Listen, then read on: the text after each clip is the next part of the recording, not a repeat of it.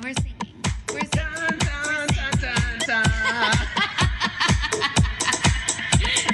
Time to talk. Beauty and the Bitch. Welcome back, my friends, to another episode. Morgie, I'm not certain what's different, but I have to tell you, you look better than you've looked in years. The way your jaw is hanging down onto your chest really kind of lengthens your face. Makes you look very... And your skin, the consistency of your skin, it used to be more kind of like, cottage cheese, and now it's great cottage cheese. Are you talking to me? Oh, no. I did get a gift card to Sephora for Christmas.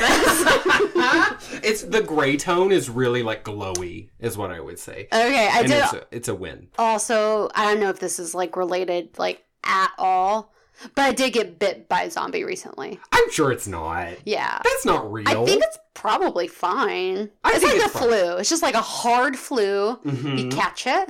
You're not well. You don't look good. Mm-mm. But you bounce back. I mean, well, that's the thing is if you're already at zero, you can't look worse, you know? Not that I'm saying that's you. I would never say that. I'm just saying, hypothetically, Oh, shit. Welcome back, my friends, to another episode of Beauty and the Bitch. I'm Mick. And I'm Morgan. And today we're talking about The Walking Dead. Now, Mick and I have been deeply passionate, not always in like a good way, about The Walking Dead for pretty much since the beginning. And it's kind of a daunting thing to tackle, right? Like when we try to take on Game of Thrones, because just so much has happened, it's a lot to catch up on. Do you remember when we did that Game of Thrones episode? We each had like an 80-point list of things together. I think we really kind of killed that episode, though, and accomplished a lot. You know what? If anyone got to the end, they knew a lot of stuff they didn't know when they started. But it was like a 6-hour marathon. That's what happens when we have feelings. But not today. Today, we are going to concisely spend the top half of our show recapping with some spoilers. We're going to try to stray away from like too many major spoilers, but please be warned if you've not seen The Walking Dead at all, which is like, if you're going to start, like, you should start 10 years ago, but like, go ahead.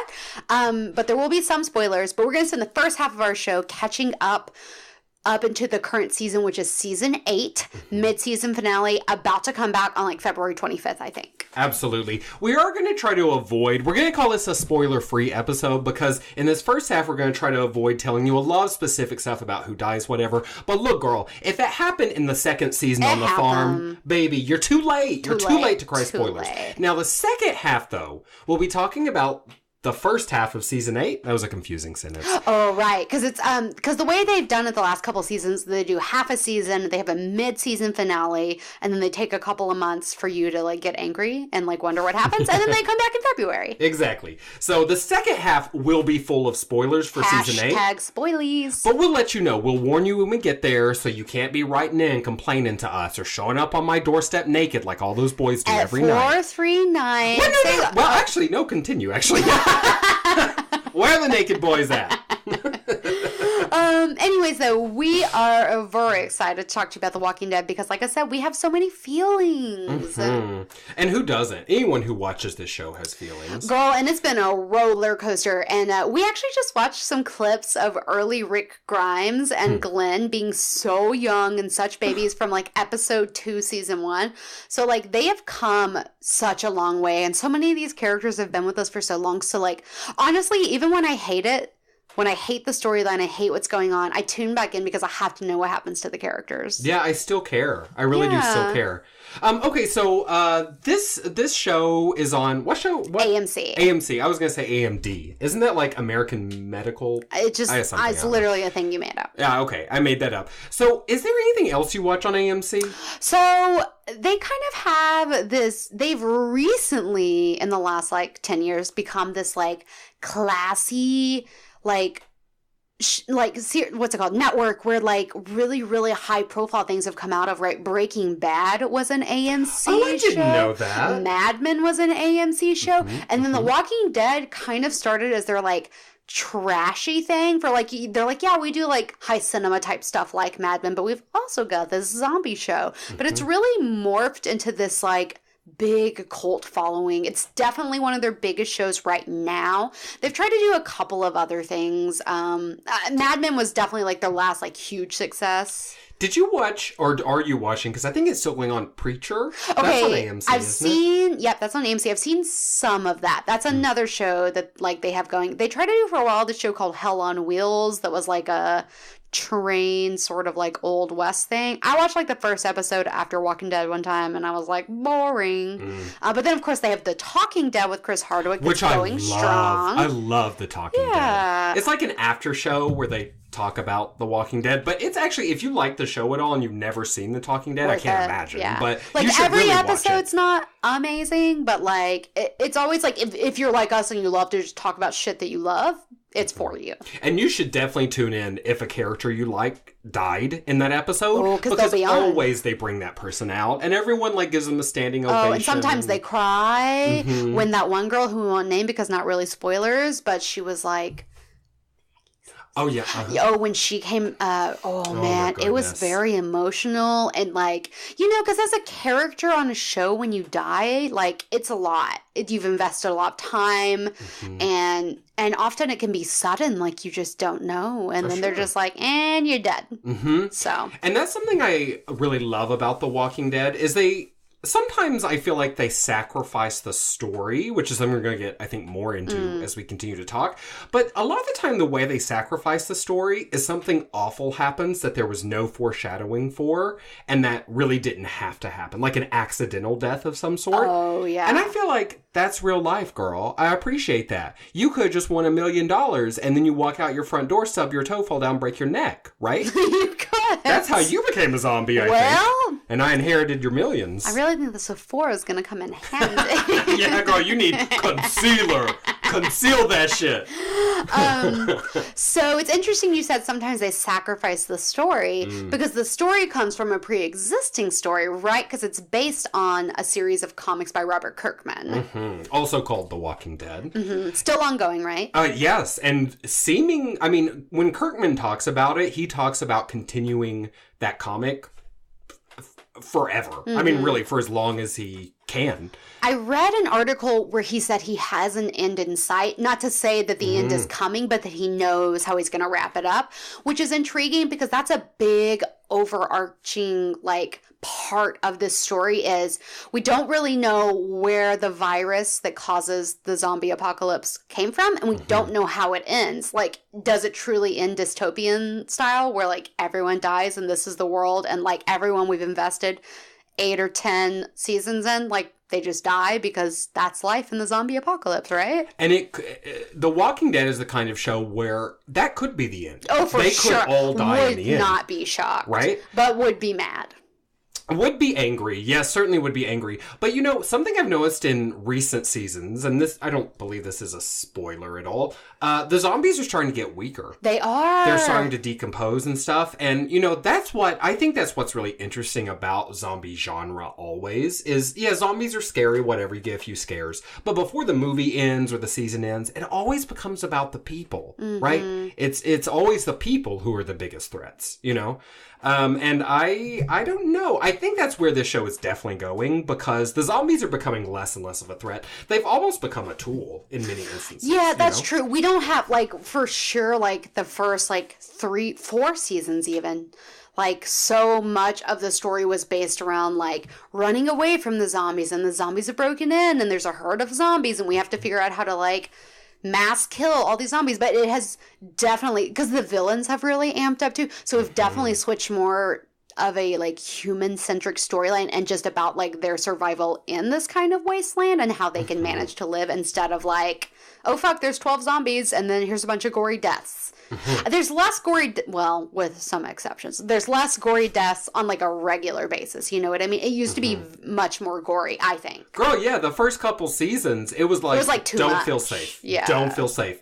Everyone could die. Yeah. And you know, some people complain about the main character, I'm sure almost everyone knows. His name is Rick. Rick Grimes. People are like, oh, he's got all this plot armor. I don't don't think so, girl. I think Rick Grimes could die. And I don't think it would be the end of the show. He's almost, there's been opportunities where it's like, he could definitely die here. I get that though. Well, there does seem to be a sense of like certain padding around some characters, but I think in recent seasons that's become undone because there was a long while where they were afraid to take away, to kill our darlings, to take away our sweethearts. But they have come around to the notion of doing that, and they have pulled some heartstrings and made some people mad.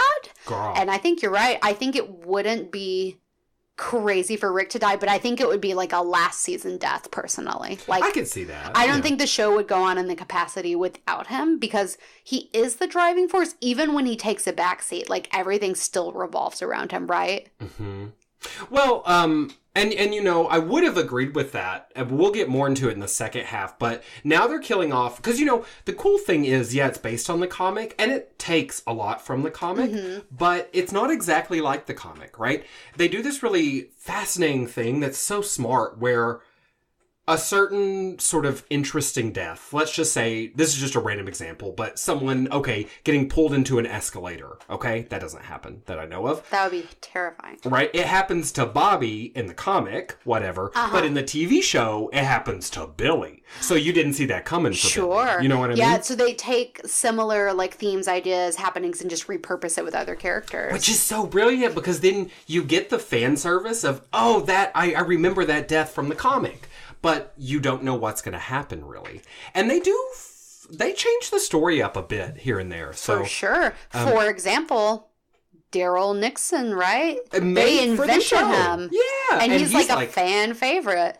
Girl, and I did not think, in the earlier seasons, I found him deeply annoying. I was like, somebody kill this mumbling motherfucker. It took the death of Merle, and then like probably another half a season or more for him to turn around. But he has become like Rick's, well, they've had some turmoil this last season, but he has become like Rick's, like, right-hand man. He's like second in command. Everyone like trusts him. Because even when bad things happen, he keeps a pretty like level head. It's wearing on him, and lately he hasn't been. But you know what?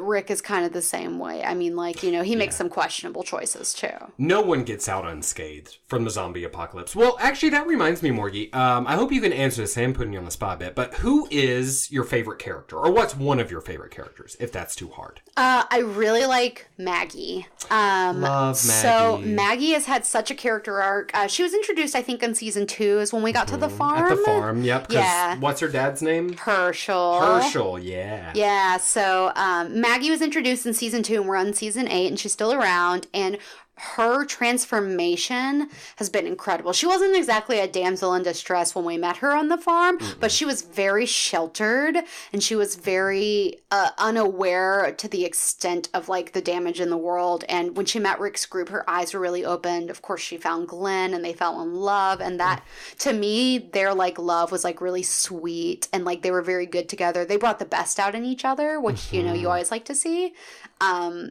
And she's a very strong woman.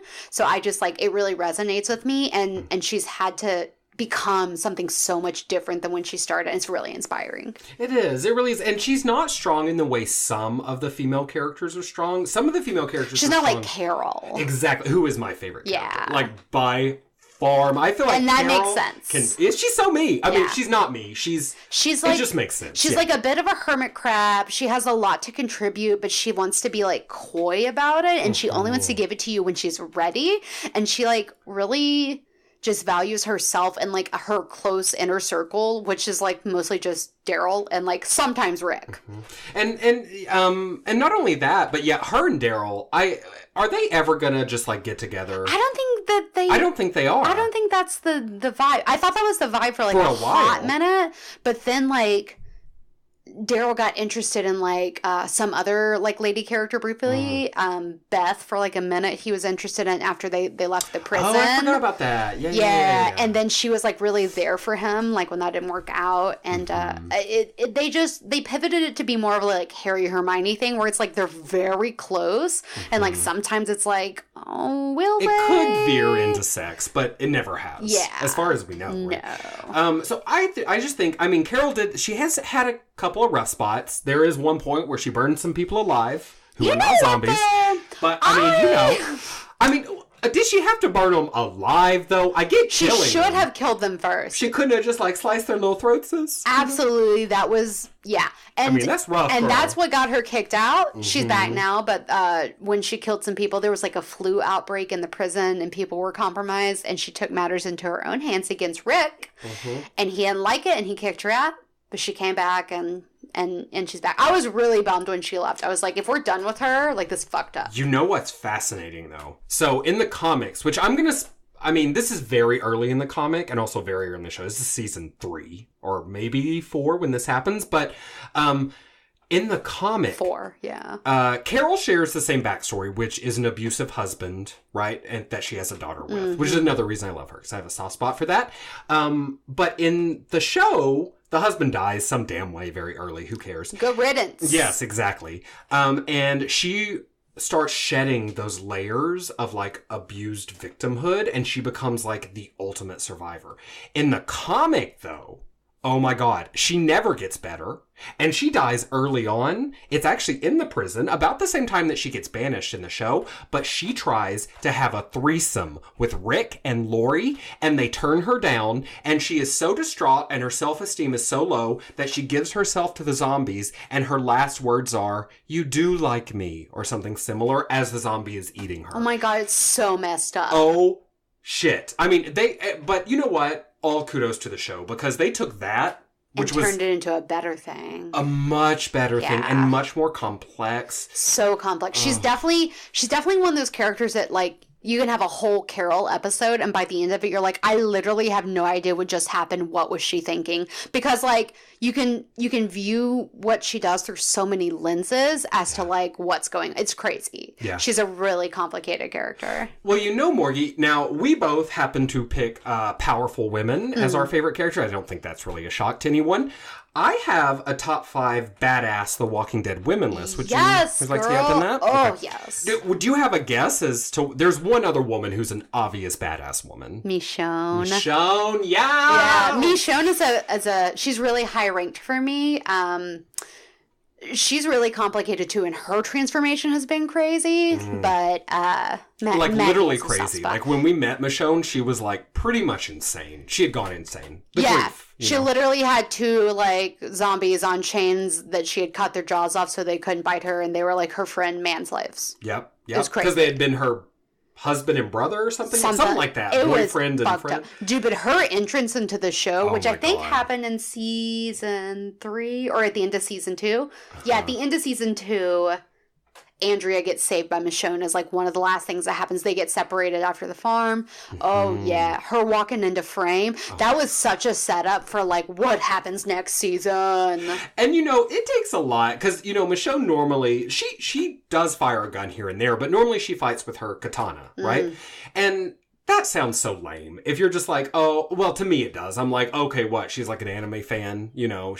No, girl. She owns that shit is amazing. And she's like a silent ninja warrior. She's also a strong, proud, intelligent black woman. Like, there's just so much to fucking love about Michonne. Okay, so, just running briefly down my top 5 list. My number 5 favorite badass woman is Sasha. Remember Sasha? Sasha Fierce. Oh, she was so good. She really was. I loved both her and her brother. What was his name? Tyrese. Oh my gosh. Both of them were amazing characters. Sasha's like a sharpshooter, and this is pretty recent, so I'm not going to tell you about towards the end of her story, but the final episode that she's in, whether or not she dies, is an amazing episode. She's so brave. Yeah, she shows that she's not scared of anything. Literally anything. There's nothing that frightens her. So I love her. Agreed. Rosita is my number 4. Oh, she feisty. Girl. I like Rosita because, you know what? She's one of the only women on the show that I think is both badass, but has, like, conscious sex appeal. You know what I mean? Like, they're all beautiful women. I'm not saying they're not, but Rosita... she flaunts it and she uses it. Exactly. She uses her sexuality as a weapon if she has to, but it's not her only weapon. And she doesn't fall back on it that often. But I really like her. I like how vengeful she is. She's so damn angry. I love that She's a mean girl. Oh, she is. Yeah. And you know, that's us right there. Yeah. Yeah, she's definitely mean. And she's just... she's just so damn fucking hot. She like, is just, oh. And she got a works scar it. recently, and I was like, girl, how's that scar look so good on you? Get out of here. Yeah, she's pretty fierce. I'm going to give you a scar. No. What? Oh, I thought you wanted it, though. Maybe later. Okay, well, fine. Number 3 is Maggie, right? She prash. Right. She's Southern smart. Belle. Yes, but brutal, though. She's learning to be brutal because she has to. She's a regular Scarlett O'Hara on crack. Girl, she is, except slightly less racist. Oh. Maybe. Yeah. We don't actually know. Glenn was Asian. That's true. That's true, but there are like no Asian people in Gone with the Wind, so we don't have anything to compare it to. Well, if they were, they just have Mickey Rooney play them. Oh my god. Number 2 was, of course, Michonne, right? Ooh. Now, I do have 2 honorable mentions, though. Is Carol your number 1? Of course. Okay, Carol. yeah. I mean, she's your fave. I just like, and also, like, I think she is the most badass woman because I think she's probably killed more people than anyone else. And she's done those tough deaths, right? We talked about Like burning children. people alive. Yeah. Like, she ain't scared to kill no kids. She will kill, and she'll feel bad about it. It'll eat her up, but girl, she will kill you. Yeah. She'll kill us. I think Rick is scared of her. I think he should. I think everyone should be scared of her. Yeah. Honestly. Because if she feels like killing you is the way to survive, no matter how much she loves you. You're dead. Yeah, and she sacrifices herself every time she makes one of those kills. It's not like she's heartless. Yeah. She's just fucking strong and Yeah. a survivor. I do have 2 honorable mentions, though. Okay. And they're honorable because they're not perfectly badass, but I think they had tons of potential. I fucking love Enid. You know, She's a she new was character. a little bit of a whiny bitch for a hot minute, but I really think she shaped up, and I think the trajectory of the story has her going towards being a badass. I think she's gonna be, and she's young. She's a teenage girl. Yeah. And like, girl, I'm not a teenager, and I would be a whiny bitch if I was in this world. So, Fair enough. you know what? I can't judge her for that. And then the other one is Deanna. Do you remember Deanna in Alexandria? She was like the mayor. Yeah. Ooh, she was fierce and like a little scary and like very commanding. Yeah. Yeah. And that's why I thought I wanted to include her because she wasn't a fighter. That's not shit. She was a leader. Yeah, but she was a she badass was. leader. And just that actress, the way she looks like a fierce, mean She really badass, does. Like, you I would know? never speak back to her. Oh no, I'm Never. afeared. I'm afeared right there. She's like that mean second grade teacher who makes you stand all during recess, you know? But it's because you yeah. deserve it. Well, you know shouldn't have what been I such a shit. That's why I said stop throwing your mashed potatoes. Food fight. Is there anyone you think I left off? Is there anyone obvious you think I left off? I mean, there's so many awesome women in this show. It's one of the things I love about The Walking You know what Dead. else there is, though? A lot of shitty women. Well, that's true, too. I mean, I didn't even mention Lori. She's one of the most hated characters in the show. Lori, what a complicated little centaur she was. I don't know. You know who I wasn't on board with Andrea? Yeah. A lot of people, like, either like loved Andrea or you like hated her. And like, there's just a lot of feelings about like where she went because like I don't think it's too much of a spoiler because Governor was pretty early on, but Yeah, she that was like, season 3-4. literally was fucking the governor, you know Yeah. what I mean? So Yeah. like, and sure, later she found out like, oh, he's bad people or whatever. And she sacrificed herself, blah, blah, but blah, didn't she whatever. keep fucking him in the meantime? Girl, and he was not sassy. Don't try to tell me he was sassy. He's He probably was. like zombie apocalypse sexy Well, because I he's guess got fair that enough. authority. Yeah, and you do have to lower your standards a bit. You know what's interesting? In the comics, that old one's still alive. And she's the one banging Rick. No. That's like gross. That's like gross. Oh, I mean, I like him and Michonne together. I'm very into that. Michonne, by the way, is in the comics is with King Elijah. Oh, Is that no. Is it Elijah? Oh, is it not? Xavier or it's something like that, but that's okay. not his I'll name. pull it up. But anyway, the king of the kingdom, she's with him. Which I have That's to tell cute. you, I prefer Rick and Michonne because I hate in TV shows where like They pair the black characters. exactly, Yeah. exactly. I mean, and not that doesn't obviously, you know, of course you love whoever you love, But and in you the have show, a culture. But they definitely don't stray away from like interracial relationships. Maggie and Glenn, Michonne and Rick. We had Abraham and Sasha, Abraham and Rosita. Abraham and Everybody wanted to get up on Abraham. I didn't get it's, but you know why I think it's He's because big and protective. you feel like he's going to keep you safe. Yeah, girl, absolutely. if he wanted to hit my little bussy, I'd be all over it. That's crazy. I love Rick and Michonne though when that kind of like happened because Rick after Lori died Hashtag spoilers, sort of. I mean, Oh, that was that's obvious. old. That's really old. But when she died, it was kind of like he had a rough go of it. It was really bad. He went crazy for a bit. He was calling her on the phone. That phone won't connect. He used to call her on the cell phone. Girl. Yeah. And he went through like a couple phases with like a couple other little ladies that were like not badass enough for him, you know, like it was not up to his level. So when they finally decided to like get together, it was just like that makes so much sense for them. And for Carl, he needed like a nice, strong maternal figure. And he was already so close with Michonne. And so like he was easily accepting of it. And like Judith needed a mom. Ezekiel. Also a biblical name starting with E. I'm just going to throw it out there. For sure. Okay, so we've chatted a lot about some things that we like. Why don't we just do a brief like little recap of like seasons 1 through 7, and then we can like move into season 8, the meat of like our discussion, predictions, like what's happening. And we're still shooting for mostly spoiler free, right? Yeah, mostly spoiler-ish free. Yeah, we're doing our best. It's a little hard, but we're trying to have it both ways here. Okay, so in season 1, of course, we just jump straight into the zombie apocalypse. Rick wakes up and he's just in that world. We meet Morgan. Is like the first person he meets, and then like he is gone, and then like he comes back later to be a way more important character. So we meet Morgan, and season 1 progresses basically group building. Rick's wife Lori thinks that he's dead, of course, so she and Carl have joined a group with Shane, who was Rick's partner when he was a police officer. And here's the thing, that actor playing Shane, fine as hell, I think. He's scary. His character is unhinged. But like, damn. If I had to choose between Rick and Shane, girl, it's not an obvious choice for me. It just looks wise, I'm saying, which is all I ever think about because I'm shallow. Yeah.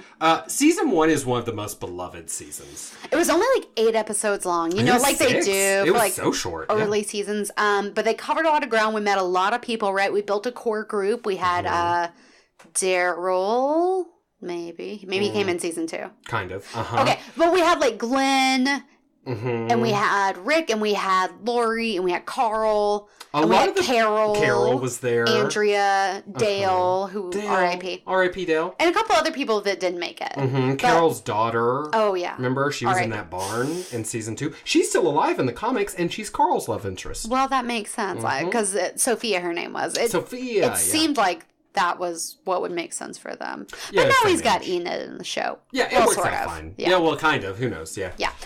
So basically that's season 1, just an introductory. It was pretty graphic. There's a lot of graphic scenes, and it was really sad. And also Lori was fucking Shane. Yeah. And that was kind of, I mean... But she thought he was dead. Exactly. Like I don't blame Lori for that. I blame Lori for being cheating. just lame otherwise. I just didn't like Lori. Yeah. Just not a fan. Also, these motherfuckers in a zombie apocalypse can't put a fucking condom on or pull out or like time that shit at all. Like, I'm just not there for it. Like, be fucking responsible. You know what I mean? Well, but on the other hand, they didn't know they were going to survive in the zombie apocalypse, so maybe they were like, let's do meth and fuck without a condom. You know, because why not? You know, we're all going to die. I would still pull out. I'll live life on the edge. Would you pull out, Morgan? Let's go back to 10th grade biology, because I need you to... Second season. So in season 2, we started to get a lot more like pivotal character deaths because we started to get attached to people. Some like shit goes down, and we move from just kind of like flailing through the Atlanta general area to moving to Herschel's farm. And so we get Herschel and Maggie and her sister Beth, and kind of like what a sense of community could look like, though they were very unwelcome at the farm. Yeah. Herschel was welcomed in, but he was also like, fuck you, get out. This is going to be for a hot minute, and then you're all going to leave, right? Oh, man, I hated Herschel at first. It was horrible. Oh, I hated him. But then I loved him in the next couple seasons. He really turned around for me. The farm is my least favorite season. Even all the way up to modern. I just found it so boring. You think it went on for too long? Yes. And you know what? I read the comics up to where season 3 is. And even in the comics, I was like, can we get off the fucking farm? So they were on the farm for pretty much the full season. Season. And like, they were really milking that shit. They were like, ooh, there's a zombie in a well. Let's talk about that for 20 minutes. No, Queen. No. Yeah. The storyline has like ramped up a lot after that because they really had to get serious. So season 2... is at the end, some shit goes down at the farm and they have to like disperse. And so the group gets kind of separated. And that's where we lose Andrea. She like wanders off on her own or like some shit happens. I think they had a meeting point, but everyone did make it back. And then Andrea gets rescued by Michonne, which is an intriguing introduction, right? Because we didn't really meet a lot of new strong characters because the farm, the people there were pretty much a liability. Yeah, and that's really why it was. In season, and that's one of the reasons I found it boring, which I guess is not fair because I'm not saying I would be a badass, but I was like, oh great, another weak character, great, a lady with a limp, great, a man with no eyeballs, great, a literal toddler or whatever. I was like, yeah, I'm over it, girl. Yeah. Just throw him in the well and let's be done. So season 3, shit ramped up. So Lori, who was fucking Shane, hella pregnant, she had that Audi belly button, girl, and we just all be pretending like it's Rick's baby. But we all know it's Shane's baby. And so some shit happens in season 2. Shane be gone, y'all. Rick said goodbye. And he said, me and Lori, we going to raise this baby that's mine, even though we all going to turn a blind eye when it comes out looking like half Latina. But anyway, so season 3, Rick puts his foot down, and this season became known as the Rick-tatorship. Because Rick, who was already kind of a natural leader, people looked at him. He's a cop, I mean, you know. He was like, no, you don't understand. This is Rick's way, and this is only Rick's way. And it got kind of tense and scary. And they moved into the prison, which is a very, like, hostile place for them to, like, occupy. A lot of drama there. A lot. I love season 3. It's my favorite season. Don't other people hate it? Which is shocking to me because you're constantly exploring the prison, right? You get a bunch of really intense character development moments. And new characters, like we meet Sasha and Tyrese and some other fuckers. Is T-Dog in yet? I don't know. There are a bunch of... Also, there are angry convicts left over. Do you remember that? Yeah. That happens. That whole thing happens. But see, when I was a child, I was playing with action figures. What I loved to do was set up my group, set them up in a base, and then I was like, okay, I've been doing this for 2 hours. I'm through playing with these toys. I would never get further than setting all my action figures up in the base. It gives me so much joy. And in a zombie apocalypse, girl, of course that prison is a good place to be. Yeah. You got fences on fences on fences. It was smart. So but season. Of course, as things go, we get our first real, like, villain character. Because Shane was kind of a little bit of the villain of season 2, honestly, because, like you said, he was unhinged. And there was this whole, like, Lori situation where they both wanted her. But and his buzz cut was too short, too. It wasn't flattering. It was scary. Yeah. So we had some, like, inner circle turmoil. But in season 3, we're introduced to the governor, who I think was a badass villain. Like, he really checked a lot of boxes, and he really, like, amped up, like, what a post-apocalyptic world could look like when we don't all get along, right? When a tall white man with an eye patch wants to be your friend, girl, you just say no thank you. You say no. You say, too many villain things. And if he asks you to call him the governor, you don't. You just turn around and don't talk and walk away quickly. Yes, you do. Yeah. Yes, you do. Or you call him the Duchess to piss him off. Ooh, girl. Yeah. So he was a very formidable foe. Well, he had a tank. Well, he did. And he fucked shit up at the prison for them, right? So they don't leave the prison in season 3, but a lot of shit happens. A lot of people die. A lot of bad stuff goes down. The flu outbreak happens. They banish Carol. Whew, it was just a really tense Rick-tatorship. Season 4, we kind of pick up... Oh, you know what happens in season 3? One of the best scenes ever that generated all the best, like, memes.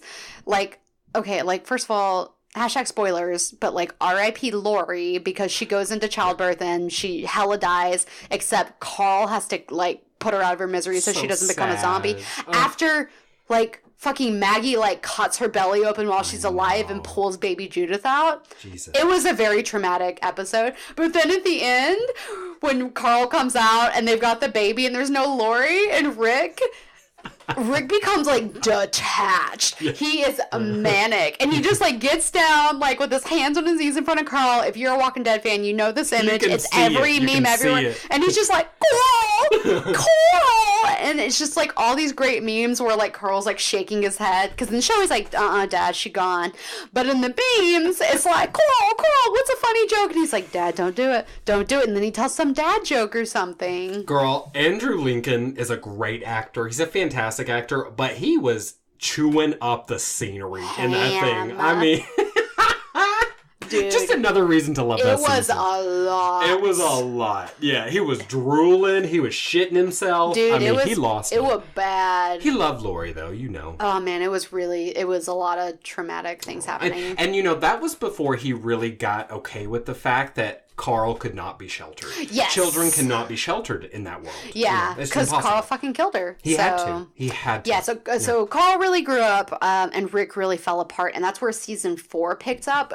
Rick was really unhinged. He refuses to be the leader, and he just wants to farm, right? Isn't that when he's like, oh, in the prison? Yeah, and it's like we go through this really stark difference of like season 3, the Rick-tatorship, to season 4, like the soft farmer Rick, who's like, I never did nothing to nobody. And then he's like talking on a phone to his dead wife, and like he's just totally unhinged. And Carl is like, we have got to fix this, right? Mm-hmm. Ooh, what else happens? Season 4. Oh, season 4 is when the flu breaks out. Girl, the fucking governor comes back. We like halfway through season 4 get a flashback to the governor and like forming his new life. And I was kind of like, oh, when that happened, I was like, really? We're doing the governor like again halfway through the season? Like first half we're battling with like Rick's demons, and the second half we like literally have to battle with the governor again. Girl. It was, I wasn't into that. You know what I'm so tired of? I'm so tired of a zombie child being kept in a closet because you can't tell that your child is a zombie. Oh, that's right. That was one of his fucked up things. He had this little girl. But it happens over and over, and I guess maybe it's an understandable emotional reaction. Everyone knows my heart is dead and I'm not into children, but I'm just like, girl, your baby is trying to eat you. Her teeth have rotted out her head. She looks like Morgan. Oh. Kill her. But Morgan on Sephora. Oh, I meant this the podcast other is brought Morgan. to you by Sephora. Look at my glow. Yeah, I agree. Oh, he was so fucked up. So anyways, season 4 ends with like a horrible another battle where the governor took over this like perfectly nice community and turned them into awful people. And he kind of like talked them into like going back to the prison, and there's another battle and like really awful deaths take place. One in particular. And then they're forced to flee the prison. They get separated. They don't even know if baby Judith is alive. Tyrese, I think, saved her. And then they get separated, but then they kind of like on their own find this thing called like Terminus, like roads to Terminus, remember? And so they're all like trying to get to Terminus because they're like, surely if someone else sees this, because it's like Terminus, sanctuary, safe haven for alive people. And then some shit goes down and Rick gets crazy again because Carl and Michonne and Rick encounter some people on the road, some bad people, and they gonna rape Carl. Girl, they gonna rape Carl. One of the only episodes that's ever given me nightmares was that. And it was because the guy, that gross guy who was all up on Carl, and he was drooling and he was overweight. And, awful. It was horrible. And then Rick went full season 3 Rick-tatorship, but like if he had huffed some like, I don't know, meth, whatever you do with that. Or he took some like angel dust. Something. Like angel dust. That's he went fucking nuts. And they took all their weapons away. And when Rick saw baby Carl was in trouble, hell no. Rick done ripped a dude's throat out with his mouth. It was traumatic. And that's the thing. That's the thing is, we got teeth too, zombies. Oh, girl? Yeah. I mean, he didn't use it against a zombie. That'd be real gross. That's rotten flesh. Would be but gross. I mean, I'm just saying, zombies think they're so much because they can bite through your neck. I can bite through your neck. It was really intense. And the look in like Carl and Michonne's eyes, like how, especially Carl was like, because they've been on such a roller coaster since like season 3, but with Rick being like too intense, and then like Farmer Rick, and then like Crazy Rick, and now Rick's back to like, I'm just ripping throats out casually. Daddy's a beast. It was. It was really scary. And that's one of the, I think that is the theme of The Walking Dead. If we could pull out one thing, I know we're not through with all the seasons, but this continues to be a theme. Is like, how do you keep a handle on your humanity when you have to do horrible things to stay alive? And I feel like, of course, in a zombie apocalypse, that is, that's more obvious, but like, you know, it's the same as in every war movie. That's the question. Sure. Or even movies that are about people that grew up in really rough neighborhoods, real rough neighborhoods, you know? I think it's a really important question, and it's what really gives the show emotional heft. So it's not all just about like, you know, killing zombies or finding a cache of guns or whatever. A lot of moral kind of like questions. Yeah, like what's happening. And you have to like, and that's a big thing too, is because you're on Rick's family, essentially they're a family. You're on like Rick's family's side, like his side, like you're always there, but really you have to question like who is the good people? Like who are the good people, who are the bad people? Because it's very subjective, you know? Because Negan's family, they think they're the good people. They think they're really doing a service. Some of them, they really think they are. I guess they do. Yeah. I mean, yeah. Well, we'll get to Negan. Yeah. That's very interesting. Okay, so Rick rips a dude's throat out. No big deal. And we get our first glimpse of Maggie and Glenn being separated. And she goes out on her own to try to find him. And she's like, we'll meet back in Terminus. So season 5, they kind of split it into 2 parts. Maybe this was the first time they did a mid-season thing. So the first half of the season, they are at Terminus. Spoiler alert, it's awful. It's a horrible place. It seems great to me. I mean, it's just like a little cannibal situation. Prisoner. Girl, it's like, you remember Shoney's, that restaurant Shoney's used to be around? Oh, shit. Girl, it's just Terminus is just Shoney's in the zombie apocalypse. I don't see why you're so upset. Well, those ribs look good as hell. Oh, they do. Oh, that's upsetting. Okay, so Terminus is crazy, and they spend the first half of the season trying to get out. And and Rick has like the group has like a moment where like they've gone through a lot of stuff together, right? And they don't trust other people, so you know they're learning their stride. But they have this whole kind of like motto for the first half of the season where they're like, they don't know who they're fucking with. You know what I mean? Like they have to get their shit together to like get out of Terminus and like overcome this horrible situation. And that's really when they become this like powerhouse. You know what I mean? Because with the governor, they weren't a powerhouse. It was a real struggle. But they really found their stride. After Rick convinced himself, you know, he can just do like throat ripping and like camaraderie and... But I mean, that's the other thing. It's kind of like when we were talking about Carol. It's like the more badass, whatever that means you get, perhaps the less humanity you have. You know? Because that's the first season where I was like, ooh... Are they good? Still the good guys? It's actually pretty hard to... I mean, okay, against the Terminus people, obviously, because those people literally want to eat the meat off your bones, but the things that they did to them and the way that they got involved in warfare was... Girl, that was not a Hallmark card. That was not a Hallmark. Well, it may have been, but it's not a card I've gotten. Girl, and after we spent so many seasons stuck in the same location, this season a lot of stuff happens. So we're in Terminus. The other side stories that are happening is Beth is like stuck in this crazy hospital in Atlanta. Yeah, with that cop. Yes. Oh, I hated that cop. So they're trying to rescue Beth, and then separately, there's a group of people trying to make it to DC to deliver the cure for the zombie apocalypse, right? So we get Abraham, we get Rosita, and we get Eugene. Ooh, people have many feelings about love him or hate him. He's rocking a mullet. And he is funny. He does make me laugh really hard sometimes because he the way he communicates is like it's like a 13-year-old boy typing on, you know, Xbox Live or something. Like he's a bad communicator. He's got some stuff. He's got some differentness. Yes, he does. Sometimes I love him, sometimes I hate him. And then that's not it for this season. Towards the end of the season wrap up, we're in Alexandria. So that's a lot of stuff after like spending seasons on like a farm and in a prison, you know. So we're moving. This was also a very long season, many episodes, as opposed to the first couple seasons were like shorter. So that explains a little bit. So Alexandria is kind of the first like safe community. They thought Terminus was going to be that. Was not. So Alexandria is their first taste of, like, people who, like, literally are, like, a group. And they, like, all have a role. You literally just said Alexandria was the first taste of people. And that's not true. That was Terminus. Oh. So you got me confused now. I just don't understand those people. You know what I mean? It's very upsetting. But, in Alexandria, right, we meet Deanna. We actually find Alexandria through a character named Aaron, who's played by Ross Marquand, who is a master with, like, voice stuff. So he does, like, all these actor impressions and stuff, and he has this thing called micro impressions, where he does, so like, funny. Really, really succinct, like, one word like impressions of a character, and it's like hilarious. He's so talented. Love his character. And he's gay.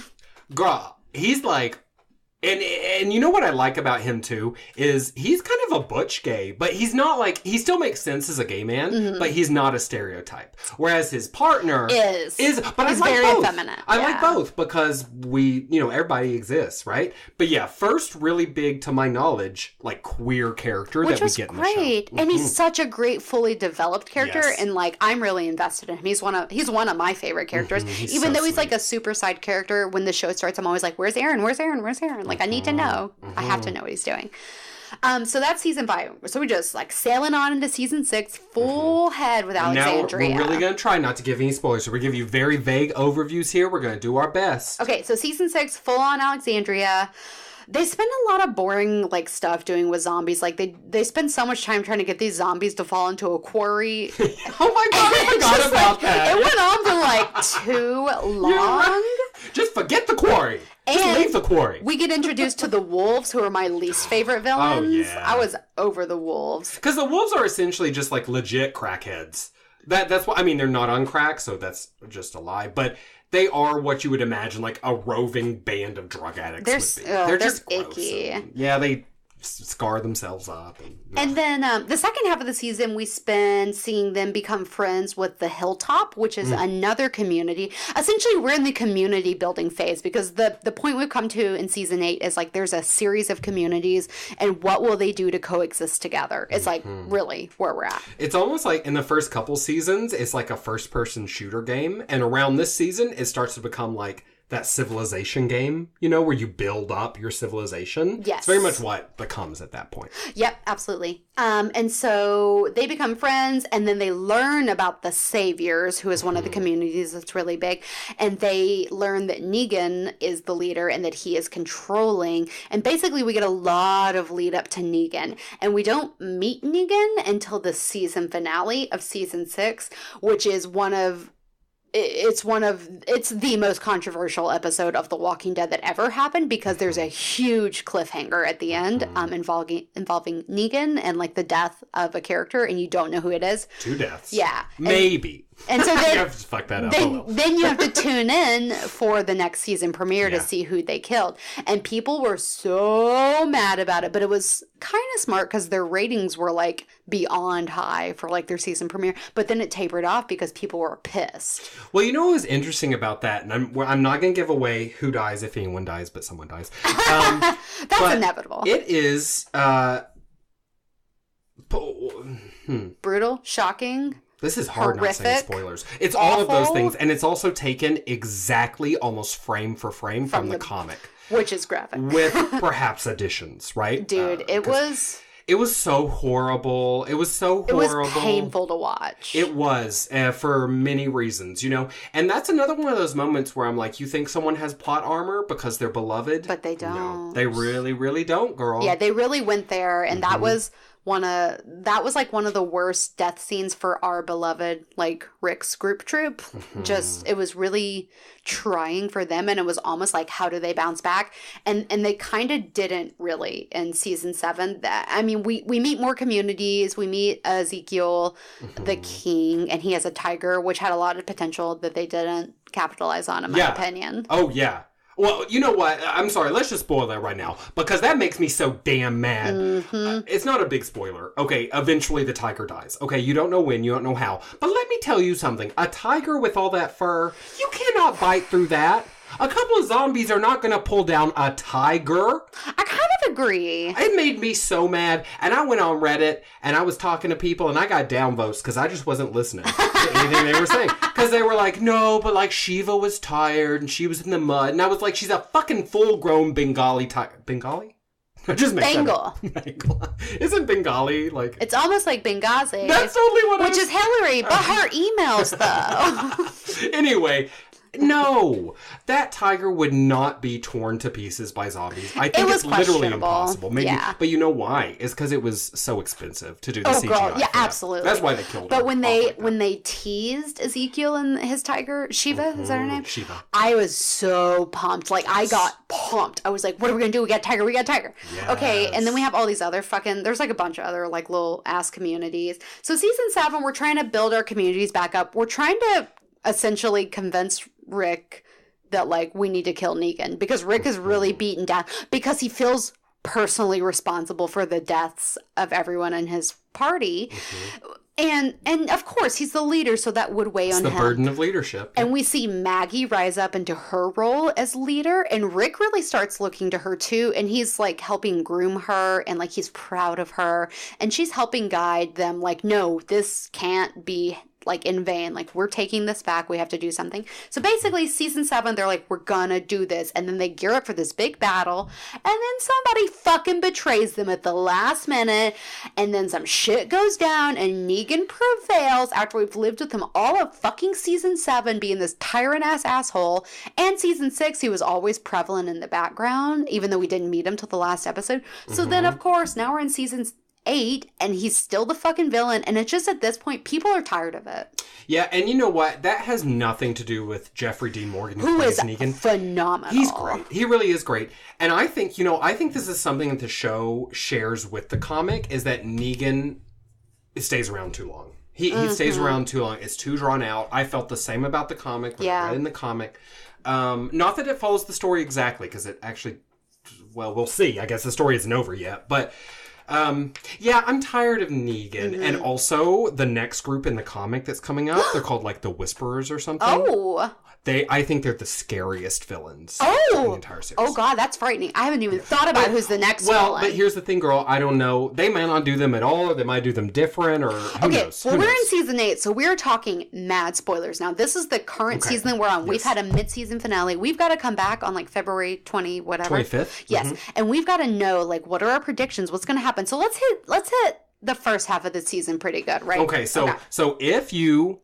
We did our best not to spoil. We really tried. But if you haven't seen season 8, the first half, this is your time to quit listening, okay? I'm going to give you a second.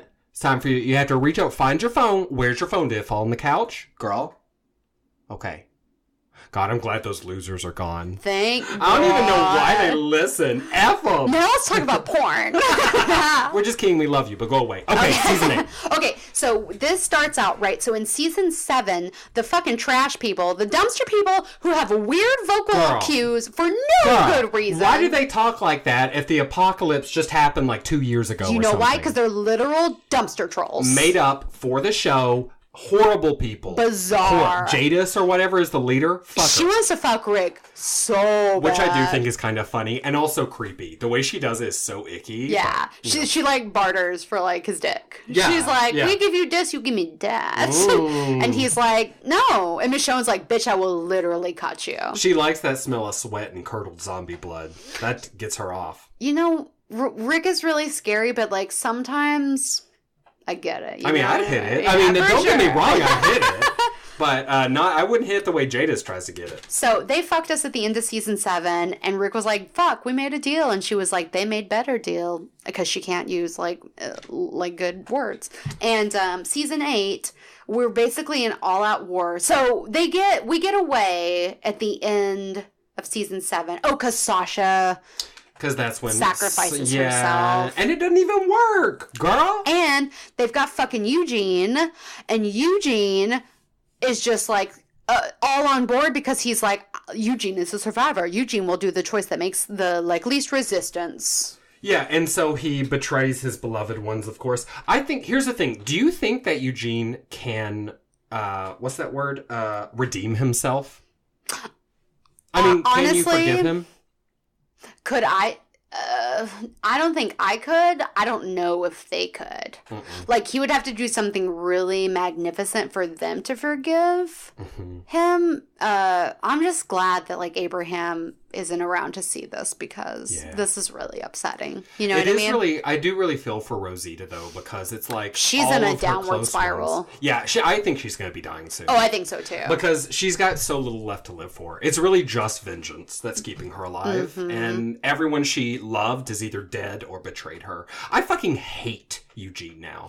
And It's pretty bad. I was forgiving him for all of his foibles earlier, but this final betrayal, and like he's trying to play both sides of the fence, right? Like he gave Sasha that pill that killed her, right? Yeah. And I don't know, he helps the doctor get out. Didn't that happen? Yeah. Just last episode we saw or something like that. But like, girl, no. He can't redeem himself. Yeah. He needs to sacrifice himself, maybe to save them, and then I might let my anger go, but otherwise, no. But in an interesting turn of events, we've traded Eugene for Dwight, who is, what's his name? Norman Reedus. What's his character? Everyone loves him. Daryl. Daryl, yeah. So Daryl's nemesis is now like on Team Rick, which is strange and interesting. I think his story is really sad. The actor Stephen Emilio, I think he's an Austinite. I didn't know that. Yeah, so he's a hometown boy. Yeah, boy. Yeah, boy.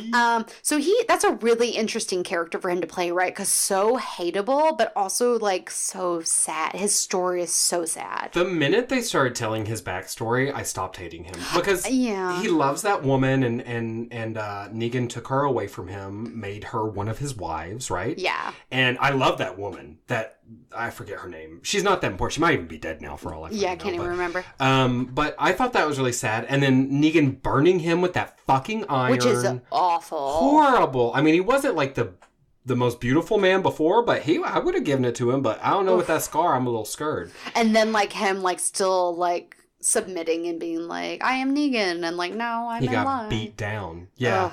I thought that was so satisfying because we just saw in the last episode, right? Last episode of the first half of season 8, we saw him finally come out and get all of his little Negan friends killed. Yeah. Or are they called the saviors? Mm-hmm, he finally did. And that woman got away. So Oh, that yeah, one she woman, about to she does still blow know. the kettle. Yeah, for sure. So that's an interesting double turncoat situation that's like happening. And then Eugene knew that Dwight was the turncoat, and that was like, there was just a lot going on with that, right? And then Rick is away. Rick and Daryl are not on the same page. Daryl fucking, for the first time since like he was first introduced, I was pissed at Daryl. Because Daryl can't, I know I like Rosea because of her vengeance, but Daryl can't let his vengeance go, and he fucked up that plan. Alexandria fell because of Daryl, okay? Now, other things that are bad that happened, that's not Daryl's fault, but that happened because of Daryl. Yeah. And I don't know, man. I don't know. We might be seeing the end of Daryl soon, too, because they're making him less sympathetic. Yeah. Well, kind of. I don't know. I don't know. Yeah, it's hard to say. And then, of course, so everyone's kind of like running their own campaign, and then they're going to come back together. They've got this big plan or whatever. Rick's out trying to recruit the trash trolls, which doesn't work in his favor.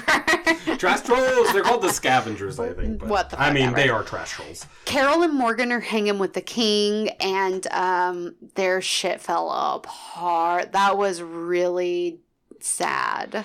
You know what? And it's like I always say, you can count on Carol. Because when all the other kingdom people are standing out in the middle of that open She's field, like, right stop it, beside- fuckers. Yeah, she's like, I'm going to go scout because this is foolish. And then, of course, everyone dies, you know. And only Carol... Carol and the king and... his bodyguard. Oh, his very, very sweet bodyguard. I forget his name, but I love him. Yeah, he's great. You know what's interesting about the scavengers, the trash trolls? They are not mentioned in the synopsis that they put out for the second half of the season. They mention all the other communities, but not the scavengers. It makes me think that either one, the scavengers are going to get wiped out. Fingers crossed. Oh, you think they can just do that? I think they could, yeah. Well, because they pissed everybody off now at this point. Well, you know. honestly, they kind of did it with that, like, dumb Lady Oceanside community. They, like, kind of talked about them, and then they're like, oh, they're done. And then we just, like, never talk about them again. Well, we're back there with them, though, with Ross Marquand. What's his character's name? Oh, he did and say. Enid. Yeah, that's where they are right now. I think Oceanside's about to fall one way or the other, though, because I think those people are going to come with him back to the battle. Okay. I think Oceanside, they're just Wait, didn't they kill that girl's grandma? They sure did. Who did? I don't know which. I think it was Enid. It may have been... I forgot all about that. Yeah, well, it's forgettable. I'm sorry. Oceanside, I'm not interested. I'm really not. Ross Marquand, Aaron, his husband dies in like the battle. So sad. And then we see him walking away through the field. It's so sad. It's so sad. And then when they find this like baby when they go to like a savior outpost, I was like so focused on that baby and so concerned when Rick was like having a fight with this other person. I was like, I think her name was Gracie. It was like painted on the wall. I was like, where's baby Gracie? What's happening? We're not even talking about her. And they wait until like the very last piece of the episode for Rick to be like, oh yeah, here's this baby I pulled out of my pocket. Right. And Aaron's like, I take that baby. And then he like sadly drives away with her. I mean, I thought that was sweet, but one, he's a single parent. Two, he's literally in the depths of grief. He may not have been the best person to adopt that little baby. My thought was like he was bringing that baby back to Maggie because he brought the baby to Hilltop. Oh, but Maggie's about to have a baby. Oh, so what? Bitch gets pregnant one time. Everybody bring their babies to her from across the land. Now, I'm not putting the patriarchy on womankind. I'm just saying the patriarchy. You know what I mean? Well, I mean, I'm just saying you should not have given that baby to Ross Marquand. But if she's got breast milk, it would make sense she could feed both babies. Oh, you're so brilliant. Yeah. See, that's why we need women in this world. I didn't think about breastfeeding. I literally didn't even consider that. That's like one reason you need women, for sure. Breastfeeding. Yeah, I mean, it's the main one, right? So, I was all caught up on baby Gracie, and so sad.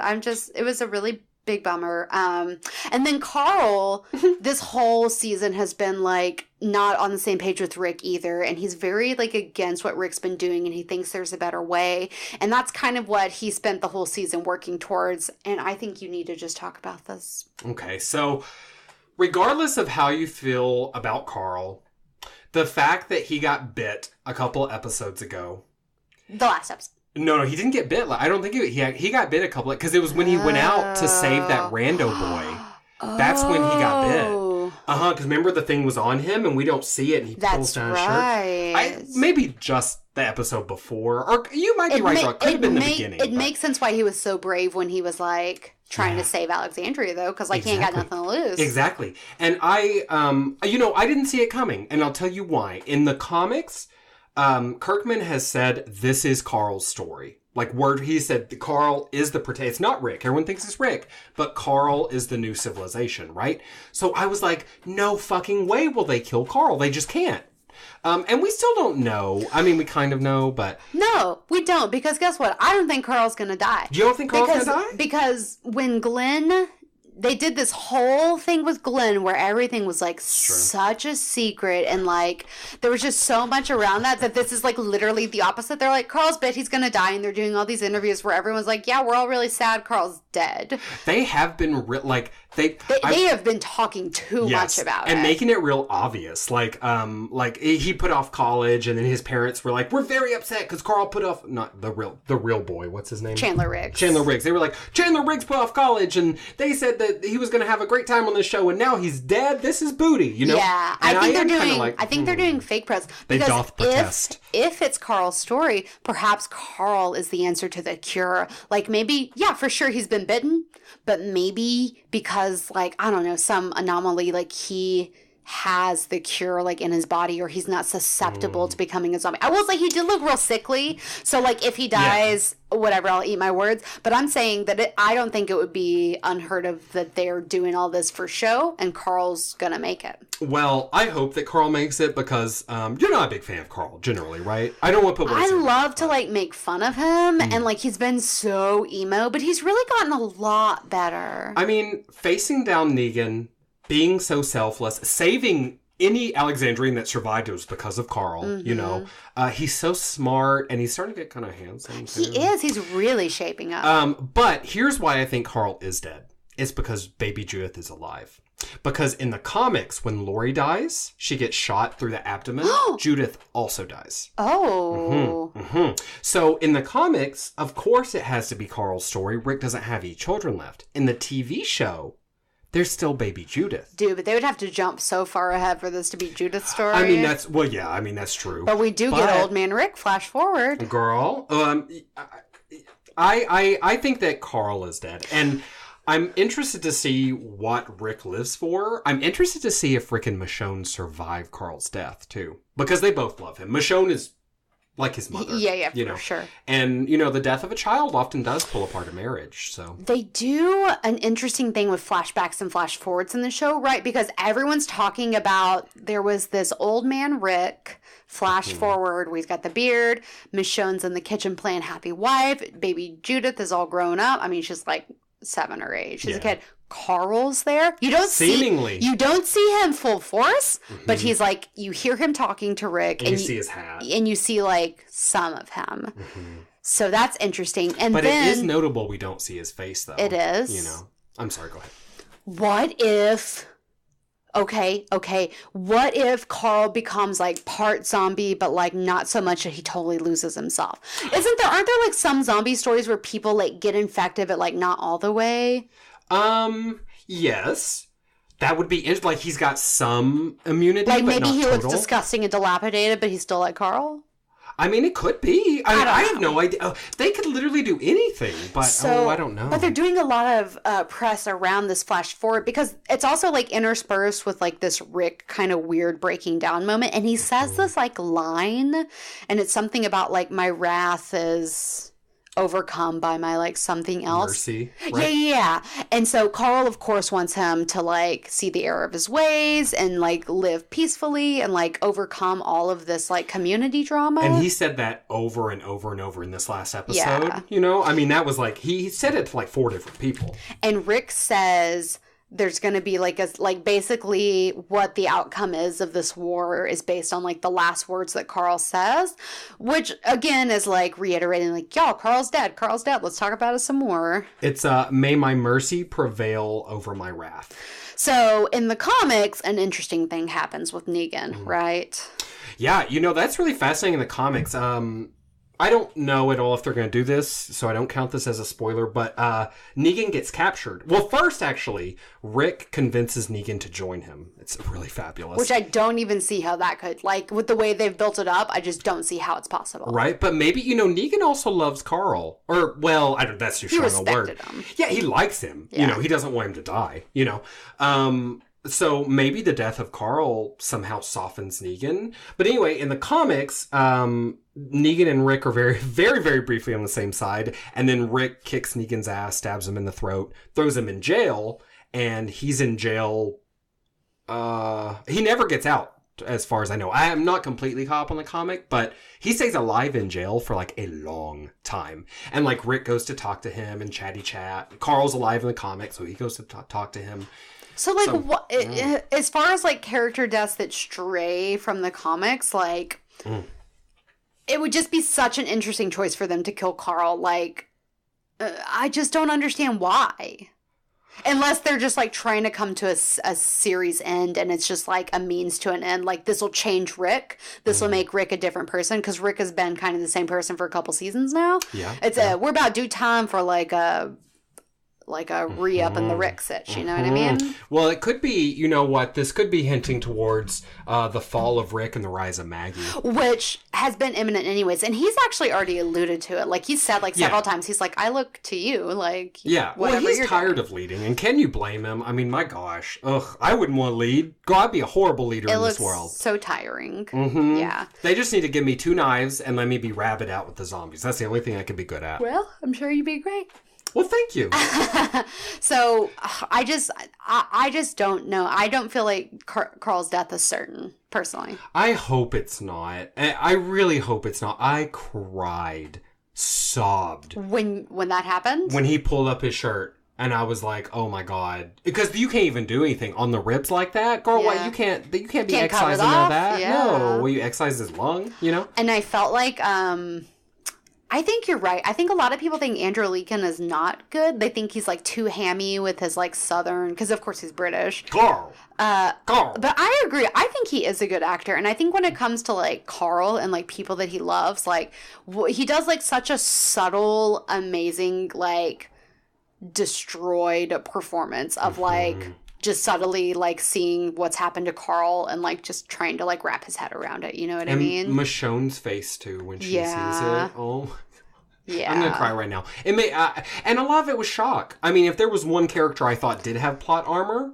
because of the comic, I thought it was Carl. And now I don't even know what to believe anymore. I know. Should I wear pants on my legs or on my head?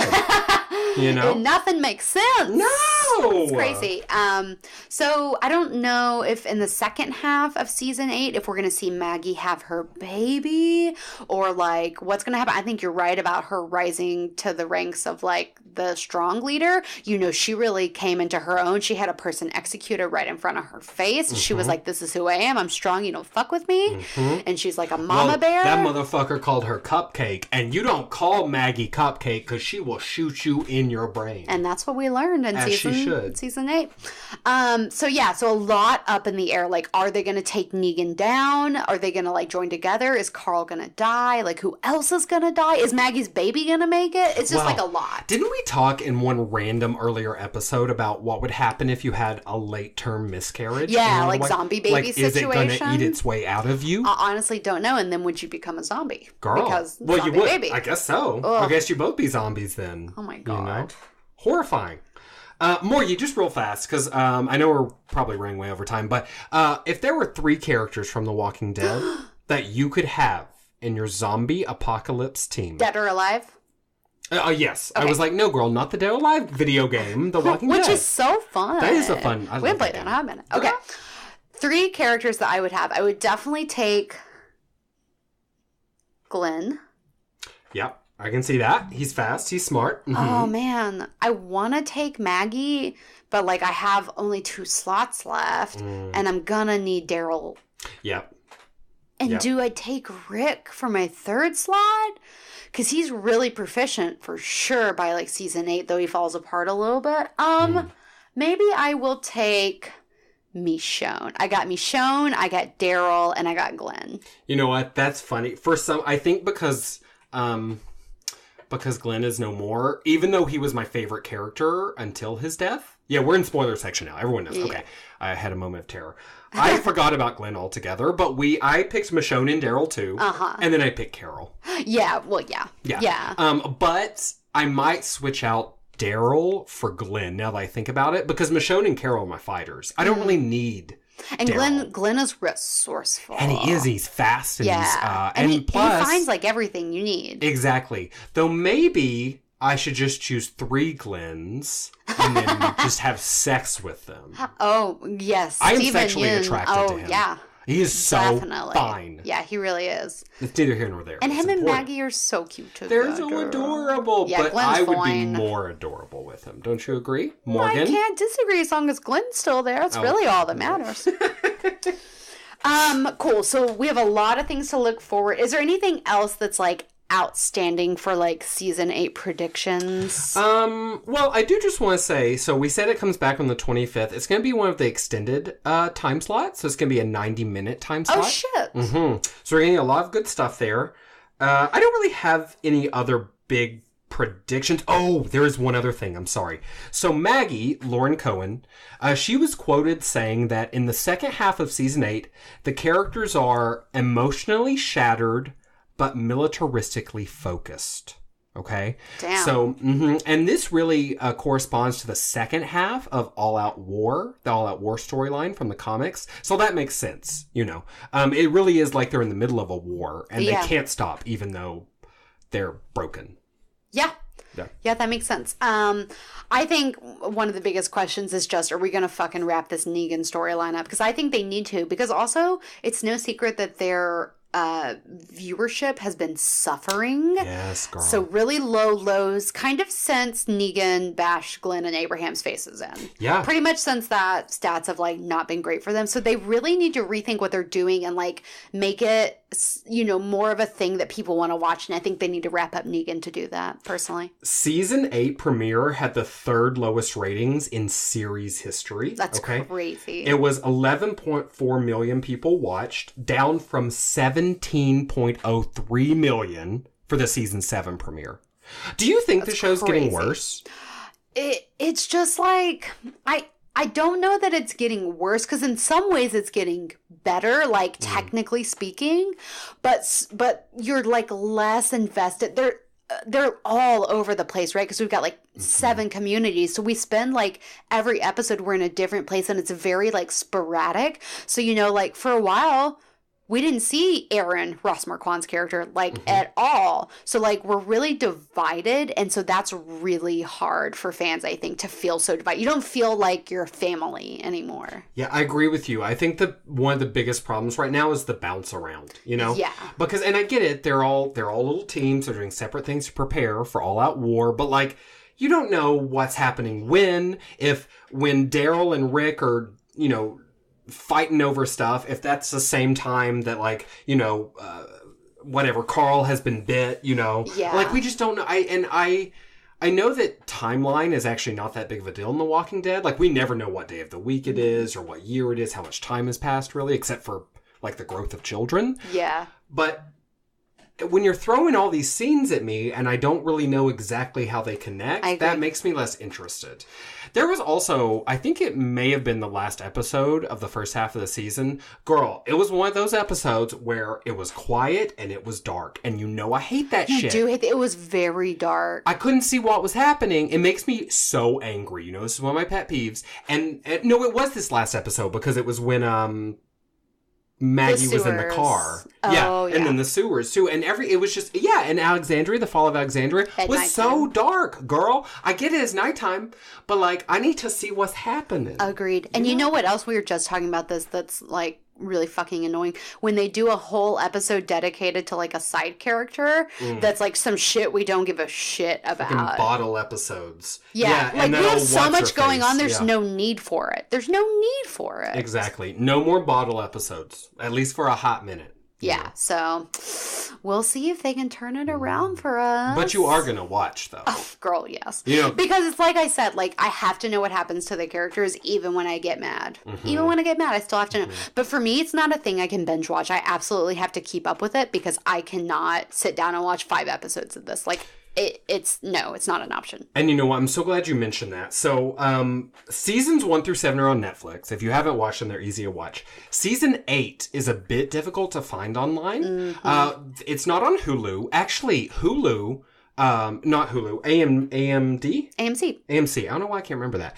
AMC actually did, they sent out an email last October to all of the people who were subscribed to them, and they were like, please let Hulu know that you want us on Hulu. Oh. Yeah, to watch in real time. First, there's some sort of negotiations, because, like, The Talking Dead is on Hulu. Is it? I'm sorry, lies. What's the other Walking Dead show? The one we don't watch? Fear the Walking Dead. Fear the Walking Dead's on Hulu, but neither The Talking Dead nor The Walking Dead is on there. None of the seasons. That's strange. And certainly not the most recent season. Like, who gives a shit about Fear the Walking Dead? Like, if you're going to put something on there, it should be, like, the OG. Like, Queen, the one that right? people are, like, invested in. Well, if y'all want to catch up, of course, you can always illegally find online. But I'm not going to tell you to do that because it's illegal. Or you could just do what I do and borrow your college roommate's fiance's parents' login. Okay, my college roommate, Mark. I haven't talked to him in many years. I get his fiance and then meet her parents. Yeah. I don't know if this is the easiest. You don't ask the parents, you just ask them to get the login from their parents. I see. But you gotta charm them first so that, like, they like you. Maybe buy them dinner. Okay. Could I also ask them to take the parents'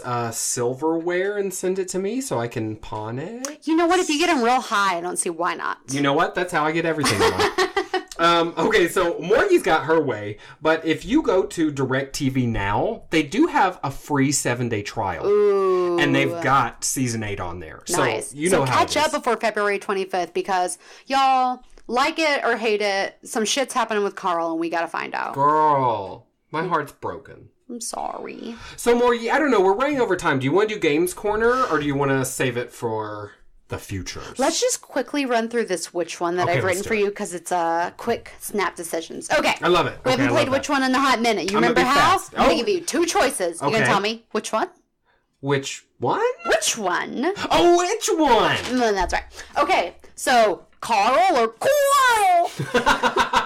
Definitely Coral. It's Obviously. funnier. Duh. Governor or Negan? Negan, because he's more fuckable. Oh, Jeffrey Dean Morgan. Oh, so good. But he's leaving Lucille out the bedroom. He's got a weird attachment to that bat. Definitely. No, I'm not hard into pass, it. hard pass. Daryl or Glenn? Glenn. Maggie or Carol? Carol. That was easy. Yeah. The prison or the farm? The prison. Alexandria or Hilltop? The prison. No, you just never leave the present. Alexandria, I guess. I hate what's-his-face who leads the hilltop. That was sniveling, whiny-ass motherfucker. Gun or katana? Katana! It doesn't make noise, so it doesn't attract zombies. I would look like an anime loser doing it. I wouldn't look cool like Michonne, but still, katana. But still. Michonne or Daryl? Michonne. Comics or show? That's hard. I'm going to say show because comics are really hard to get. They're very expensive. Oh, they are very expensive. I mean, maybe not the individual things, but, that's like fucking 18 pages. If you actually want to do the story, you need to buy the omnibus, and girl, that's $70, $80, $90, $100. Easily. I don't got money for that. Girl. That would be like 4 days on my knees. Maybe longer. So he's so offended. Oh, he's so offended. I can make that money in 40 minutes, bitch. I'm like a Hoover, wet and wild. I am upset by that description. That's upsetting. A Hoover. That's what your epitaph is gonna read. Mick Parker, he was a real Hoover. And your grandma's gonna think it was a reference to a presidential thing. Oh yeah, She don't know you a nasty hoe. Oh, girl, no, she don't know. Well, the good news is you didn't fail that very simple quiz, so congratulations. It's impossible to fail though, right? Okay. Did you have anything else before we move into the plugs and wrapping up this beautiful episode? You know what? Okay, I'm sorry, but I just have to... I was going to skip this, but I so want to see if you can figure this out. I have a quick two truths and a lie. Oh, please tell me. Okay. So, number 1. Stuntman John Bernecker died during season 8 filming after taking a 22-foot fall. That's sad. This is all about real life is hard, too. Yeah. On this, okay? Number 2, Melissa McBride, Carol, has been very outspoken about hating how brutal her character has become. Okay.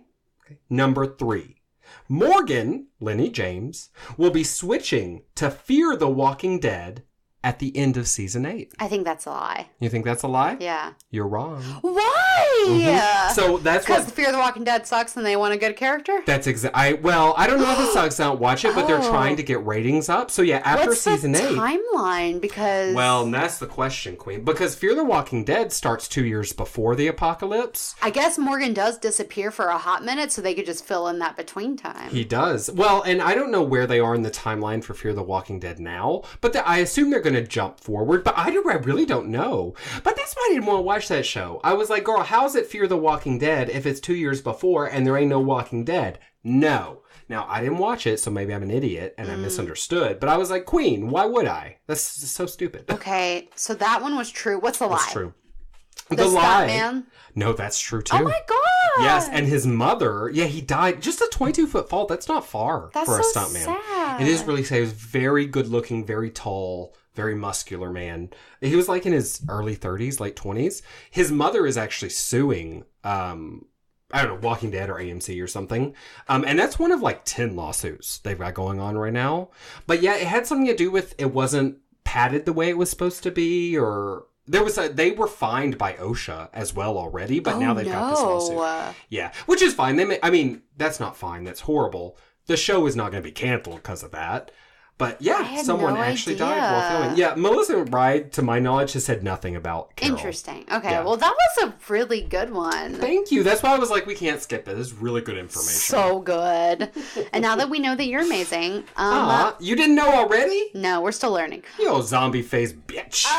Let's go into plugging some other things that we think are amazing. Like this podcast. And your hole. Oh, we're going there. So you guys can, of course, follow Mick and all his lewd comments on our social media. We're on Instagram, Twitter, Facebook at B&Bcast. Or on Facebook, I think you can just search Beauty and the Bitch. You find us, we on there. Or if you want to send us an email, we're beautyandthebpodcast@gmail.com. Or you can check us out on YouTube, Mickey. Yes, you sure enough can. So now, you can search Beauty and the Bitch on YouTube. I'm currently doing a Let's Play of Witcher 3 that is very shady, extremely queer and essentially perfect in every way. Hashtag shade. Yeah. Wait, what? That was no... Oh, I thought you were Shade. being shady about No. me saying it was perfect in every way. No, because it's I'm so about shady. to leap across this table and tear your neck out with my teeth. It's surprised. We knew you were Crazy Rick circa season 4. People saw it coming.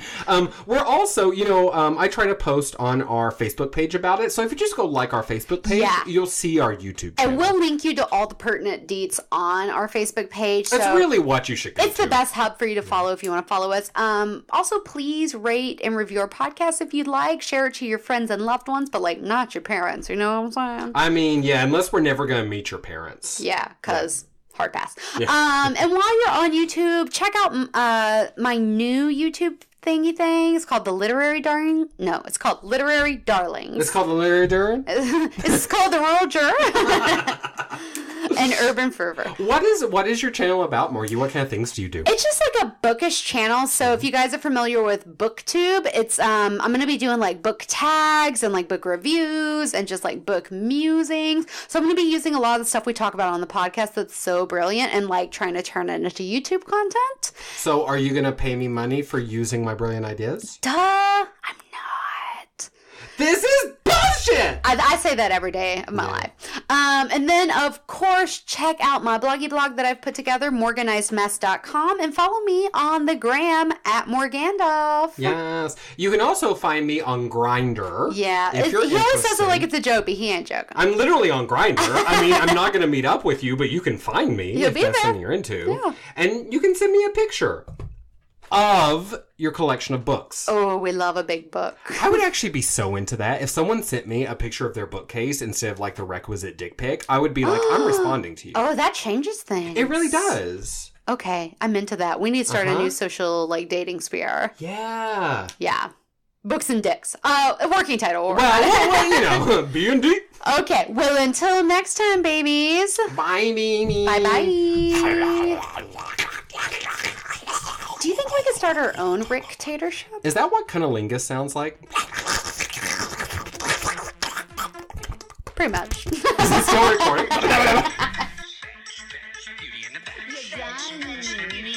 Do you have a home? Beauty in the bed. Beauty in the bed. Beauty in the bed. Beauty in the bed.